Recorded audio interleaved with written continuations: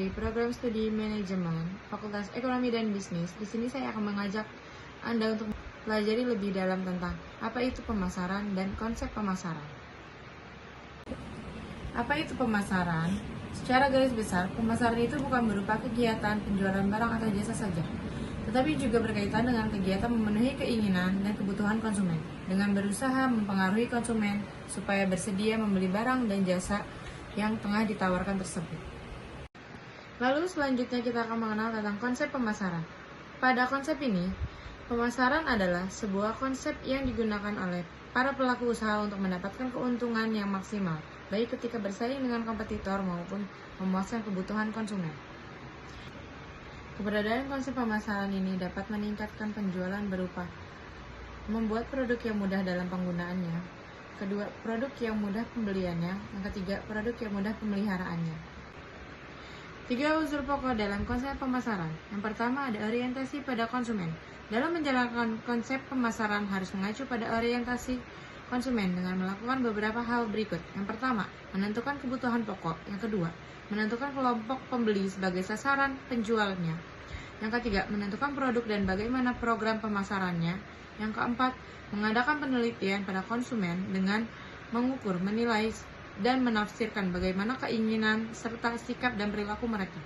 Yang kelima, menentukan dan melaksanakan strategi terbaik mulai dari mutu, kualitas, model, hingga harganya. Yang kedua, integral marketing. Setiap orang yang berada di perusahaan turut berkecimpung dalam suatu usaha yang telah dikoordinir sebelumnya. Hal ini dilakukan untuk memberikan kepuasan konsumen sehingga tujuan perusahaan dapat tercapai. Yang ketiga, kepuasan konsumen. Berkaitan dengan kepuasan konsumen yang dapat dipenuhi supaya perusahaan yang dapat memperoleh laba banyak. 5 konsep pemasaran. Yang pertama ada konsep produksi.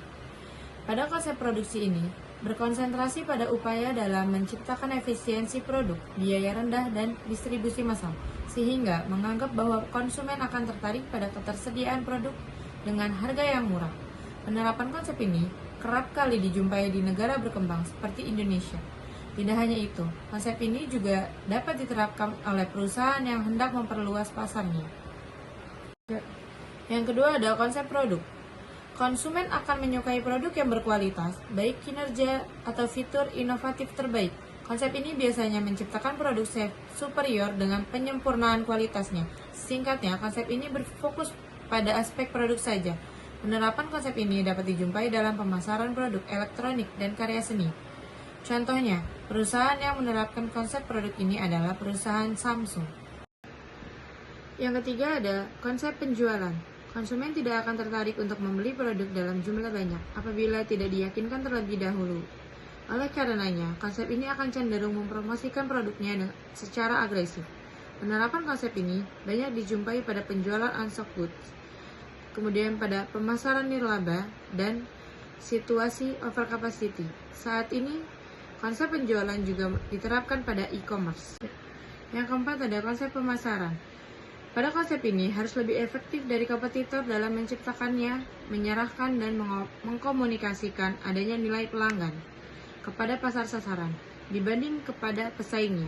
Sehingga konsep ini membuat rencana pemasaran bisa berupa konten marketing, advertising, influencer marketing, dan native advertising, atau kombinasi dari keempatnya. Strategi pemasaran umumnya dilakukan secara digital, atau biasa disebut dengan digital marketing. 4 pilar pada konsep pemasaran. Yang pertama ada pasar sasaran. Perusahaan memilih pasar sasaran secara hati-hati dan mempersiapkan program pemasaran yang sesuai. Yang kedua, kebutuhan pelanggan. Setelah menentukan bagaimana pasar sasarannya, lalu harus memahami apa kebutuhan pelanggannya. Yang ketiga, ada pemasaran terpadu, yang mana kolaborasi semua departemen dalam bekerja sama untuk melayani kepentingan pelanggannya. Yang keempat, ada profitabilitas, yang mana tujuan utama dari konsep ini adalah perusahaan untuk memperoleh keuntungannya. Yang kelima, ada konsep pemasaran sosial. Pada konsep pemasaran sosial merupakan strategi pemasaran yang paling baru, sehingga perusahaan menarik konsumen dengan mengangkat kampanye kesejahteraan makhluk hidup dan keseimbangan alam. Maka, perusahaan memiliki citra positif di mata konsumen dan akan menguntungkan di masa depan. karena terjadi keseimbangan antara laba perusahaan, kepuasan pelanggan, dan kepuasan publik. Contoh perusahaan yang menggunakan konsep ini adalah The Body Shop yang hanya menggunakan bahan nabati dalam produknya dan menentang adanya pengujian produk terhadap hewan.